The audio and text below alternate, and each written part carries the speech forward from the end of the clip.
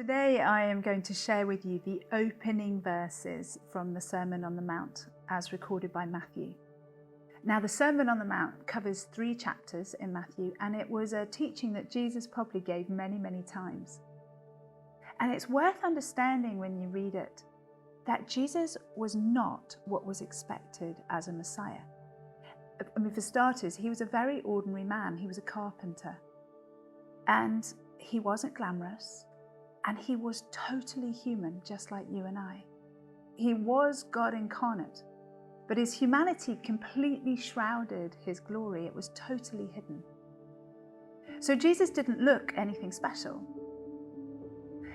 Now, what was expected as a Messiah? Well, firstly, that the Messiah would be a king. And where are kings found? They're found in palaces and they wear fine robes. But Jesus wore the clothes of an ordinary carpenter and had no fixed abode. He was an itinerant preacher. What else was expected of the Messiah was that he would be a military ruler, a leader, who would, at the time it was really hoped, would overthrow the Roman oppressor and set Israel free. But to our knowledge, Jesus never wielded a sword. And the oppressor he so actively spoke out against were not the Romans, but the religious establishment. So Jesus didn't look as the Messiah was expected to look, and his teaching didn't fit the picture either. I mean, he taught of God being his father, being your father and his father and our father. And he turned the current understanding of the law on its head, and he taught that the list of rules that it had been reduced to was a woefully inadequate substitute for the law of love that it had been intended to be. And he also refused to be held captive to cultural legalities. He valued women. He touched lepers. He spoke to Samaritans. He interacted with Romans. He ate with sinners and tax collectors. And he worked on the Sabbath by going about healing people and doing good. So nothing about Jesus was expected. And these opening few lines of the Sermon on the Mount reflect all of that. We're blessed when we realize how poor we are. We'll inherit the land when we're meek and gentle, not when we wield military might. We're blessed when we're persecuted. Let me share it with you.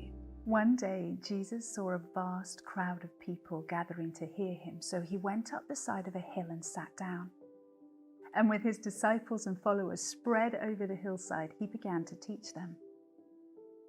What wealth is offered to you when you feel your spiritual poverty?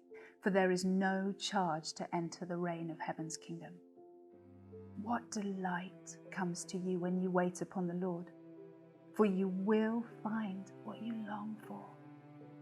And what contentment floods you when gentleness lives in you, for you will inherit the earth. And how enriched you are when you crave righteousness, for you will be surrounded with fruitfulness. And how satisfied you are when you demonstrate tender mercy, for tender mercy will be demonstrated to you. And what bliss you encounter when your heart is pure, for then your eyes will open to see more and more of God. And what joy fills you when you make peace, for then you will be identified as a true child of God. And how enriched you are when you bear the wounds of being persecuted for doing what is right, for that is when you experience the realm of heaven's kingdom. How ecstatic you can be when people insult you and persecute you and speak all kinds of cruel lies about you because of your love for me. So leap for joy, for you are being rejected in the same way the prophets were before you. You know, nothing about Jesus was expected. And really so much of him is unexpected today. I do wonder, how much do I look for and wait for the warrior champion king to come and sweep me off my feet in his shining armor and just solve all my problems for me? And when he doesn't, when that prayer goes unanswered or that problem still exists, How quick am I to get disillusioned and angry and disappointed in this God who I've effectively constructed in my head?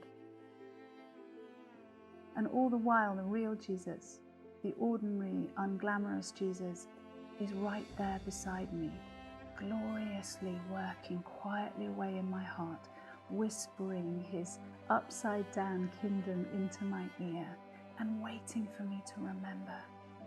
Waiting for me to remember that his promise to meet every single one of my needs, no matter what I face, no matter what happens to me, that promise stands firm forever.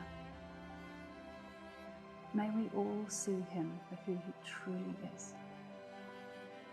Amen.